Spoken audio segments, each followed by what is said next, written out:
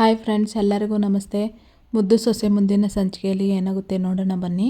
ನೋಡೋದಕ್ಕೂ ಮುಂಚೆ ಯಾರು ವಿನೋದ ವೈಎಂ ವ್ಲಾಗ್ಗೆ ಸಬ್ಸ್ಕ್ರೈಬ್ ಆಗಿಲ್ವೋ ಪ್ಲೀಸ್ ಸಬ್ಸ್ಕ್ರೈಬ್ ಆಗಿ, ಲೈಕ್ ಮಾಡಿ, ಶೇರ್ ಮಾಡಿ, ಕಮೆಂಟ್ ಮಾಡಿ, ಬೆಲ್ಲೈಕನ್ ಆಲ್ ಅಂತ ಒತ್ತಿ ಫ್ರೆಂಡ್ಸ್. ಕಷ್ಟದಲ್ಲಿ ಯಾರೇ ಇದ್ರೂ ಅವ್ರನ್ನ ಕೈ ಹಿಡಿದು ಕಾಪಾಡಬೇಕು ಅಂತ ಮಾವಯ್ಯ ನಿಮ್ಗೆ ಹೇಳ್ಕೊಟ್ಟಿರೋ ಸಂಸ್ಕಾರ ಅಂತ ವಿದ್ಯೆ ಹೇಳ್ತಿರ್ತಾಳೆ.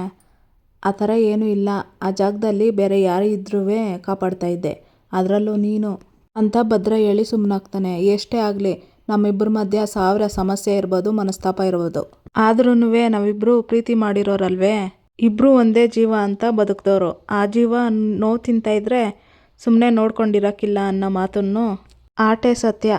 ನಮ್ಮ ವಿಚಾರ ಬಿಡಿ, ಹಂಗೆ ನಿಮ್ಮ ಕಣ್ಣು ಮುಂದ್ಗುಟೆ ನಮ್ಮ ಮಟ್ಟಿಯವರು ಅಂಥ ಪರಿಸ್ಥಿತಿಯಲ್ಲಿದ್ದಿದ್ರೆ ನೀವು ನೋಡಿಕೊಂಡು ಹಂಗೆ ಸುಮ್ಮನೆ ಇರ್ತಾ ಇದ್ರೆ ಅಂತ ವಿದ್ಯೆ ಕೇಳ್ತಾಳೆ.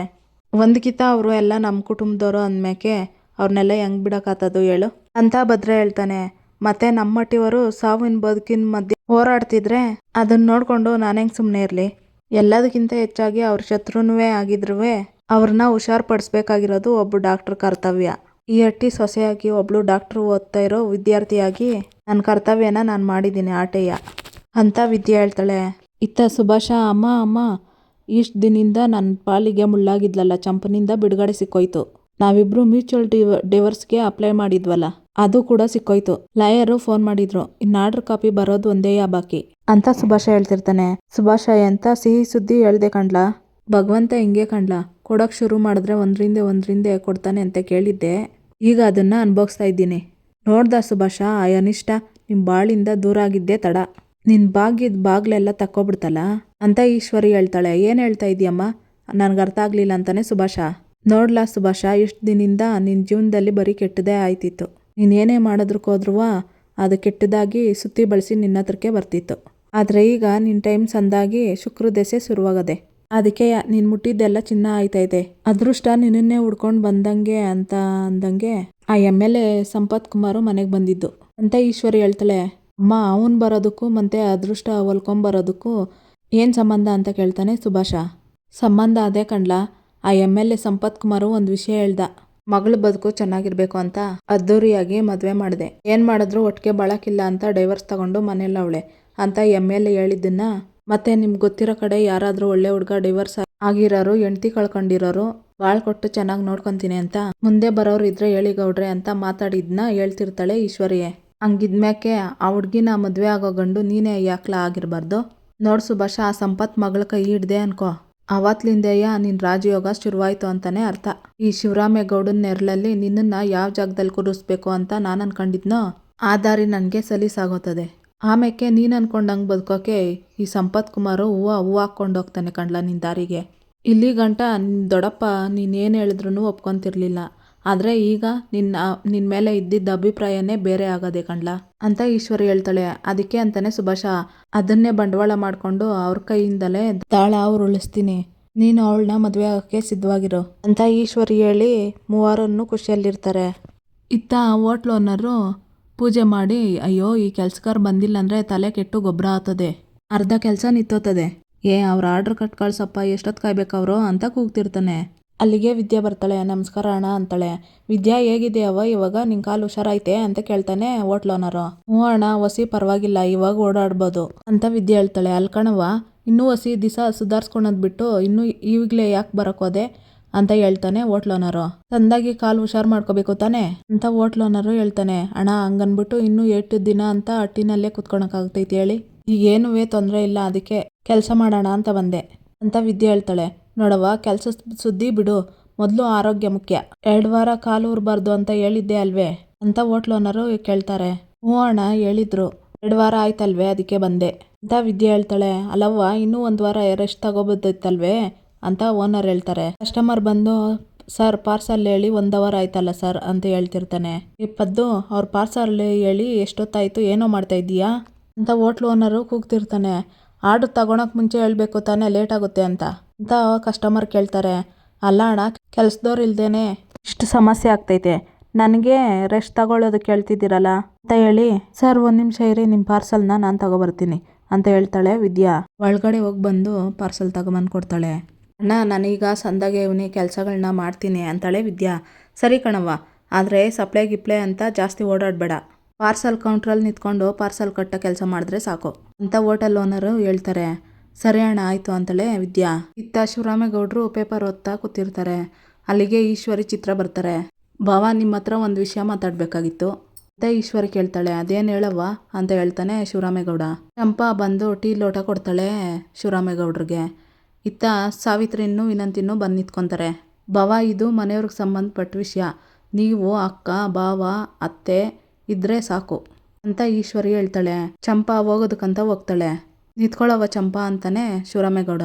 ನೋಡಿ ಈಶ್ವರಿ, ನಾನು ಆವತ್ತೇ ಹೇಳಿದ್ದೀನಿ ಚಂಪಾ ನಮ್ಮ ಮನೆ ಸೊಸೆ ಅಂತ, ಹಂಗಾಗಿ ಇಲ್ಲಿ ಬೇರೆಯವರು ಯಾರೂ ಇಲ್ಲ, ನೀನೇನೇ ಮಾತಾಡೋದಿದ್ರೂ ಅವಳು ಮುಂದ್ಗೂಟನೇ ಮಾತಾಡು ಅಂತ ಶಿವರಾಮೇಗೌಡರು ಹೇಳ್ತಾರೆ. ಸರಿ ಭಾವ, ಸುಭಾಷ ಬದಲಾಗಬೇಕು, ಅವನಿಗೂ ಜವಾಬ್ದಾರಿ ಬರಬೇಕು ಅಂತ ನೀವು ಶಿಕ್ಷೆ ಕೊಟ್ಟಿದ್ರಿ. ನೀವು ಆಸೆ ಪಟ್ಟಂಗೆ ಅವನು ಈಗ ಬದಲಾಗವನೆ. ನಮ್ಮ ಕುಟುಂಬ ತಮ್ಮವರು ನಮ್ಮವರು ಅಂತ ಸಂಬಂಧಗಳಿಗೆ ಬೆಲೆ ಕೊಟ್ಕೊಂಡು ನಮ್ಮ ಭದ್ರನಂಗೆ ನಡ್ಕೊಂತವನೆ.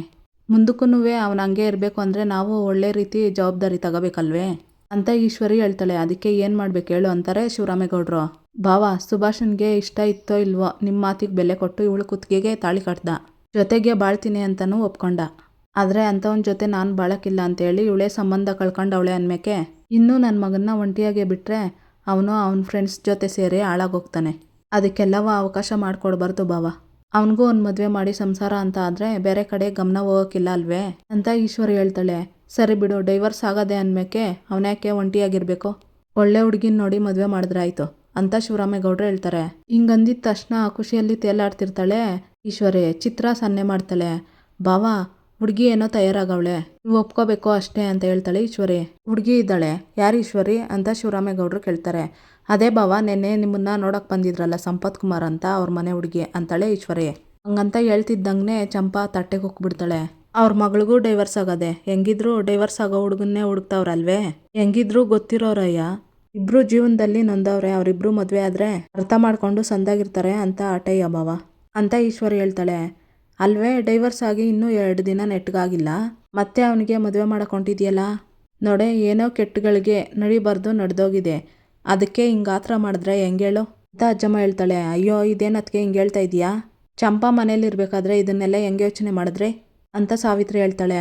ಓಹೋ, ಇದೇನು ನಿಮ್ಮ ಚಂಪಾ ನನ್ನ ಮಗನ ಜೊತೆ ಬಾಳಕ್ಕಿಲ್ಲ ಅಂದ್ಲಲ್ಲ, ಅವಾಗ ಯಾಕೆ ಸುಮ್ಮನೆ ಇದ್ದೆ ನೀನು ಅಂತ ಈಶ್ವರಿ ಹೇಳ್ತಾಳೆ. ಅದು ಹಂಗಲ್ಲ ಅತ್ಗೆ ಅಂತಾಳೆ ಸಾವಿತ್ರಿ. ಹಂಗೂ ಇಲ್ಲ ಹಿಂಗೂ ಇಲ್ಲ, ಇದು ನಮ್ಮ ಸ್ವಂತ ವಿಷಯ, ಮೇಲಾಗಿ ಇದು ನನ್ನ ಮಗನ ವಿಷಯ, ಇದರಲ್ಲಿ ನೀವ್ಯಾರೋ ತಲೆ ಹಾಕದೆ ತೆಪ್ಪಗಿದ್ರೆ ನಿನಗೂ ಒಳ್ಳೇದು ನಮಗೂ ಒಳ್ಳೇದು, ಇವಳಿಗೂ ನನ್ನ ಮಗನಿಗೂ ಸಂಬಂಧ ಇಲ್ಲ ಅಂತ ಕೋರ್ಟೇ ತೀರ್ಪು ಕೊಟ್ಟಾಗದೆ, ಅಂದಮ್ಯಾಕೆ ಇವಳ ಬಗ್ಗೆ ಯೋಚನೆ ಮಾಡೋದ್ರಲ್ಲಿ ಅರ್ಥವೇ ಇಲ್ಲ ಅಂತ ಈಶ್ವರಿ ಹೇಳ್ತಾಳೆ.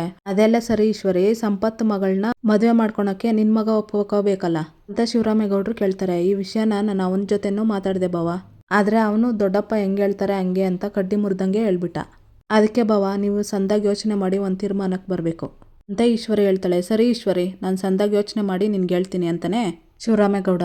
ನನ್ನ ಮಗನ ಭವಿಷ್ಯನ ಮನಸ್ಸಿನಲ್ಲಿ ಇಟ್ಕೊಂಡು ಯೋಚನೆ ಮಾಡಿ ಒಂದು ಒಳ್ಳೆ ನಿರ್ಧಾರಕ್ಕೆ ಬನ್ನಿ ಭಾವ, ಅವನು ನಿಮ್ಮನ್ನೇ ನಂಬ್ಕೊಂಡವನೆ, ನೀವೇ ಅವನನ್ನ ಒಂದು ದಡ ಸೇರಿಸ್ಬೇಕು ಅಂತ ಈಶ್ವರಿ ಹೇಳ್ತಾಳೆ.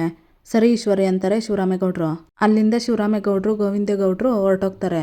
ಇತ್ತ ಸಾವಿತ್ರಿ ಈಶ್ವರಿ ಮುಖ ನೋಡ್ಕೊಂಡು, ಏನಮ್ಮ ಈಶ್ವರಿ, ಮಗನ ಜೀವನ ಬೆಳಗಬೇಕು ಅಂತ ಹೊಸ ಪ್ಲ್ಯಾನ್ ಹಾಕಿದೀಯಾ ಅಂತ ಮನಸ್ಸಿನಲ್ಲಿ ಅನ್ಕೊಂತಿರ್ತಾಳೆ. ಬರೀ ಪ್ಲ್ಯಾನ್ ಮಾಡೋದಲ್ವೇ, ನನ್ನ ಮಗನ ಮದುವೆನ ಎಲ್ಲಿ ಹೆಂಗೆ ಮಾಡಬೇಕು ಅಂತ ಈ ಈಶ್ವರಿಗೆ ಸಂದ ಗೊತ್ತದೆ, ಹಂಗೆ ಮಾಡ್ತಿರ್ತೀನಿ ಅಂತಿರ್ತಾಳೆ ಈಶ್ವರಿ ಮನಸ್ಸಿನಲ್ಲಿ. ಪ್ಲ್ಯಾನ್ ಮಾಡೋದು ತುಂಬ ಸುಲಭ ಈಶ್ವರಿ, ಆದರೆ ನೆರವೇರೋದು ಅಷ್ಟು ಸುಲಭ ಅಲ್ಲ ಅಂತ ಮನಸ್ಸಿನಲ್ಲಿ ಅಂತಿರ್ತಾಳೆ ಸಾವಿತ್ರಿ. ಎಲ್ಲೇ ನೋಡ್ತಾ ಇರೆ, ಈ ಮನೆಯಲ್ಲಿ ನೆಕ್ಸ್ಟ್ ನಡೆಯೋದು ನನ್ನ ಮಗನ ಮದುವೆನೆಯೇ, ಅದು ನಿನ್ನ ಕಣ್ಣೆದ್ರುಕೇನೆ ಹೊಟ್ಟೆ ಉರಿಸಿ ಮಾಡ್ತೀನಿ ಅಂತ ಈಶ್ವರಿ ಹೇಳ್ತಿರ್ತಾಳೆ ಮನಸ್ಸಿನಲ್ಲಿ.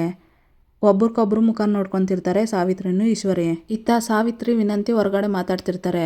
ಗಾಳಿ ಬಂದರೆ ತುರ್ಕೊಳ್ಳೋರು ಅಂತ ನಿಮ್ಮ ಅತ್ತಿಗೆನೇ ನೋಡಿ ಹೇಳಿರ್ಬೇಕು ಕಣವ್ವ. ಅಲ್ಲ, ನಮ್ಮ ಆರೋಗ್ಯ ವಿಚಾರ್ಸಕ್ಕೆ ಬಂದಿರೋ MLA ಅವ್ರ ಮಗಳ ವಿಷಯ ಹೇಳ್ದೆಟ್ಗೆ ಅವಳಿಗೆ ಗಾಳ ಹಾಕ್ತವ್ರೆ ಅಂತಂದರೆ, ಯಪ್ಪ ಇನ್ನೆಂಥ ಕ್ರಿಮಿನಲ್ ಇರಬೇಕು ಅಂತ ನೀನು ಯೋಚನೆ ಮಾಡು ಅಂತಾಳೆ ವಿನಂತಿ. ಅದರಲ್ಲಿ ಯೋಚನೆ ಮಾಡೋ ಮಾತೇ ಇಲ್ಲ, ಬೆಂದ ಮನೆಯಲ್ಲಿ ಗಾಳ ಎಳೆಯೋರು ಇರ್ತಾರೆ, ಆದರೆ ಇವಳು ಬೆಂಕಿ ಹಚ್ಬಿಟ್ಟು ಗಾಳ ಎಳೆಯೋಂಥವಳು ಅಂತ ಸಾವಿತ್ರಿ ಹೇಳ್ತಾಳೆ. ಮನೆ ಒಳಕ್ಕೆ ಬರೋಕ್ಕಾಗಿಲ್ಲ ಅಂತ ಸುಭಾಷ ಹಟ್ಟಿ ಒಳಗೆ ಬಂದ, ಇವ್ರು ಶೆಡ್ಡೆ ಪರ್ಮೆಂಟ್ ಅಡ್ಡ ಅಂತ ಅನ್ಕೊಂಡಿದ್ರೆ ಇವರು ಒಳಗೆ ಬಂದರು, ಇದಕ್ಕೆ ಅವ್ರನ್ನ ಹಿಡ್ದು ನಿಲ್ಸೋಕ್ಕಾಗ್ತಾ ಇಲ್ಲ ಅಂಥದ್ರಲ್ಲಿ MLA ಮಗಳನ್ನ ಏನಾದರೂ ಸೊಸೆ ಮಾಡ್ಕೊ ಬಂದು ಇಟ್ಕೊಂಡ್ರು ಅನ್ಕೋ, ಆನೆ ಸರ್ಪಳಿನೇ ತರಬೇಕಾಗ್ತದೆ ಕಟ್ಟಾಕಕ್ಕೆ. ಆಮೇಲೆ ನಮ್ಮಿಬ್ರಿಗೂ ಕವಡೆ ಕಿಮ್ಮತ್ತು ಕೂಡ ಮರ್ಯಾದೆ ಇಲ್ದಿದ್ದಂಗೆ ಮಾಡಿ ಹಾಕಿ ರುಬ್ಬಿಡ್ತಾಳೆ ಅಟಯ್ಯ ಅಂತ ವಿನಂತಿ ಹೇಳ್ತಾಳೆ. ನೋಡೆ, ಅವಳು ಬರೀ ಮದುವೆ ಬಗ್ಗೆ ಯೋಚನೆ ಮಾಡಿಲ್ಲ, ಆ ಮದುವೆ ಹೆಸರಲ್ಲಿ ಅಧಿಕಾರದ ಮೆಟ್ಲೆತ್ತೋ ಅವಕಾಶದ ಬಗ್ಗೆ. ಆದರೆ ಆ ಮೆಟ್ಲನ್ನ ಅಷ್ಟು ಸುಲಭವಾಗಿ ಹತ್ತಕ್ಕಾಗಕ್ಕಿಲ್ಲ. ಯಾಕಂದ್ರೆ ಆ ದಾರಿಗೆ ನಮ್ಮ ಅಣ್ಣ ಒಪ್ಕೊಳಕ್ಕಿಲ್ಲ ಅಂತ ಸಾವಿತ್ರಿ ಹೇಳ್ತಾಳೆ. ಲೇ ಸಾವಿತ್ರಿ, ನೀನಿನ್ನೂ ಎಲ್ಲಿದೀಯ ತಾಯಿ? ಮೊದ್ಲಾಗಿದ್ರೆ ನೀನ್ ಹೇಳಿದ್ದಾತ ಆಯ್ತು. ಆದ್ರೆ ಅವನು ಯಾವಾಗ ಮತ್ತೊಂದು ದೊಡ್ಡ ಮಾವನ್ ಪ್ರಾಣ ಕಾಪಾಡದ್ನೋ ಆಗಿಂತ ದೊಡ್ಡ ಮಾವ ಅವ್ರಿಗೋಸ್ಕರ ಏನ್ ಮಾಡಕ್ಕೂ ರೆಡಿ ಅವ್ರೆ. ಅದ್ ಗೊತ್ತಿರೋ ಹೊತ್ಗೆಯ ಈಶ್ವರಿ ಅತ್ತೆ ಈ ವರ್ಷ ಶುರು ಮಾಡಿರೋದು. ಅವತ್ತು ಆ ಸುಭಾಷ ಬಾಯಿ ಮಾತುಗುವೆ ನಾವು ಮುಖ್ಯ ಅಂತ ಹೇಳಲಿಲ್ಲ. ಇವಾಗ ಅವನು ಹಟ್ಟಿ ಒಳಗಡೆ ಬಂದಿರೋದಕ್ಕೆ ನಿಮ್ಮ ಅತ್ತಿಗೆಗೆ ಅಲ್ಪನ್ಗೆ ಐಶ್ವರ್ಯ ಬಂದಂಗೆ ಆಗದೆ.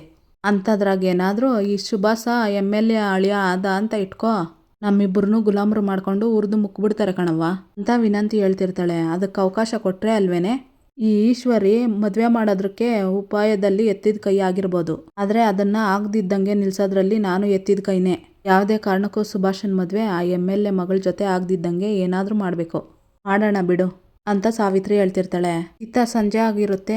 ವಿನಂತಿ ಕುಡಿಯೋಕೆ ನೀರು ತಗೋಬಮ್ಮ ಅಂತ ಹೇಳಿ ಮನೆಗೆ ಬರ್ತಾ ಹೇಳ್ತಿರ್ತಾರೆ ಶಿವರಾಮೇಗೌಡರು ಮತ್ತು ಗೋವಿಂದೇಗೌಡರು.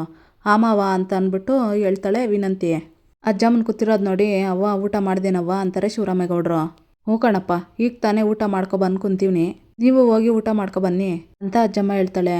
ಬೇಡವ್ವ, ಫಂಕ್ಷನ್ಗೆ ಹೋಗಿದ್ವಲ್ಲ ಅಲ್ಲಿ ಏಟ್ ಬೇಡ ಅಂದರೂ ಬಿಡಲಿಲ್ಲ, ತುಂಬ ಬಲವಂತ ಮಾಡಿಬಿಟ್ರವ್ವ, ಅಲ್ಲೇ ಊಟ ಮಾಡ್ಕೊಬಂದ್ಬಿಟ್ವಿ ಅಂತ ಶಿವರಾಮೇಗೌಡರು ಹೇಳ್ತಿರ್ತಾರೆ. ವಿನಂತಿ ನೀರು ತಂದು ಕೊಡ್ತಾಳೆ. ಶಿವರಾಮೇಗೌಡರು ನೀರು ಕುಡಿತಾ ಇರ್ತಾರೆ. ಈಶ್ವರಿ ಇನ್ನೂ ಚಿತ್ರ ಬರ್ತಾರೆ. ಬಾವಾ, ಸುಭಾಷನ್ ಮದುವೆ ವಿಚಾರನ ಯೋಚನೆ ಮಾಡಿ ಹೇಳ್ತೀನಿ ಅಂತ ಹೇಳಿದ್ರಿ, ಏನಾದರೂ ವಿಚಾರ ಮಾಡಿದ್ರೆ ಅಂತ ಕೇಳ್ತಾಳೆ ಈಶ್ವರಿ. ಸನ್ನೆ ಮಾಡ್ತಿರ್ತಾಳೆ ಸಾವಿತ್ರಿ ವಿನಂತಿಗೆ. ಈಗ ಯಾಕೆ ಈ ಥರ ಆತರ ಮಾಡ್ತಾವಳೆ ಅಂತ ಅನ್ಕೋಬೇಡಿ ಬಾವ, ಯಾಕಂದರೆ ನನ್ನ ಮಗ ಈಗ ತಾನೇ ನೆಟ್ಗಿರಲ್ ದಾರಿಯಲ್ಲಿ ಹೋಗ್ತಾವನೆ, ನಂಗೆ ಇರಲಿ ಹಂಗೆ ಬಾಳಲಿ ಅಂತ ನನ್ನ ಆಸೆ. ನಿಮ್ಮ ಸಂಬಂಧಕ್ಕೂ ತಕ್ಕನಂಗಿರುತ್ತಲ್ವಾ, ಅದಕ್ಕೆ ಹೇಳ್ತಾ ಇದ್ದೀನಿ ಅಂತ ಈಶ್ವರಿ ಹೇಳ್ತಾಳೆ. ನೋಡೋಣ, ಈ ವಿಷಯದಾಗೆ ನೀನು ತೀರ್ಮಾನ ತಗೊಂತೀಯೋ ಅದೇ ಕಡೆ ನಿರ್ಧಾರ. ನಿನ್ನ ಮನಸ್ಸಲ್ಲಿ ಏನಿದ್ದಾತೋ ಅದನ್ನು ನೇರವಾಗಿ ಹೇಳ್ಬಿಡು ಅಂತ ಗೋವಿಂದೇಗೌಡರು ಹೇಳ್ತಾರೆ. ನಮ್ಮ ಸುಭಾಷನ್ಗೆ ಆ ಹೆಣ್ಣು ತಂದ್ಕೊಳ್ಳೋದಕ್ಕೆ ನನಗೇನು ತಂಟೆ ತಕರಾಲಿಲ್ಲ ಅಂತ ಶಿವರಾಮೇಗೌಡರು ಹೇಳ್ತಾರೆ. ಬಾವಾ, ನನಗೆ ನಿಮ್ಮ ಮನಸ್ಸು ಎಷ್ಟು ದೊಡ್ಡದು ಅಂತ ಗೊತ್ತು ಬಾವಾ. ಈ ಸಂಬಂಧ ಒಪ್ಕೊಂತೀರಾ ಅಂತ ನಂಗೆ ಗೊತ್ತಿತ್ತು. ನೀವು ಈ ಸಂಬಂಧ ಒಪ್ಕೊಂಡಿದ್ದು ನನಗೆ ಶಾನೆ ಸಂತೋಷ ಆಯಿತು ಅಂತ ಈಶ್ವರಿ ಹೇಳ್ತಾಳೆ. ಆದರೂ ಪಾಪ ಚಂಪಾ, ಅವಳ ಬಗ್ಗೆ ಒಂದ್ಕಿತ ಯೋಚನೆ ಮಾಡಬೇಕಾಗಿತ್ತಣ್ಣ, ನನಗ್ಯಾಕೋ ಇದು ಸರಿ ಕಾಣ್ತಿಲ್ಲ ಅಂತ ಸಾವಿತ್ರಿ ಹೇಳ್ತಾಳೆ. ಇಲ್ಲಿಗೆ ಈ ಸಂಚಿಕೆ ಮುಕ್ತಾಯ ಆಗುತ್ತೆ. ಇನ್ನೂ ಯಾರು ವಿನೋದ ವೈಎಂ ವ್ಲಾಗ್ಗೆ ಸಬ್ಸ್ಕ್ರೈಬ್ ಆಗಿಲ್ವೋ ಪ್ಲೀಸ್ ಸಬ್ಸ್ಕ್ರೈಬ್ ಆಗಿ, ಲೈಕ್ ಮಾಡಿ, ಶೇರ್ ಮಾಡಿ, ಕಮೆಂಟ್ ಮಾಡಿ, ಬೆಲ್ಲೈಕನ್ ಆಲ್ ಅಂತ ಒತ್ತಿ ಫ್ರೆಂಡ್ಸ್. ಈ ವಿಡಿಯೋ ನೋಡಿದ್ದಕ್ಕಾಗಿ ಎಲ್ಲರಿಗೂ ಧನ್ಯವಾದಗಳು.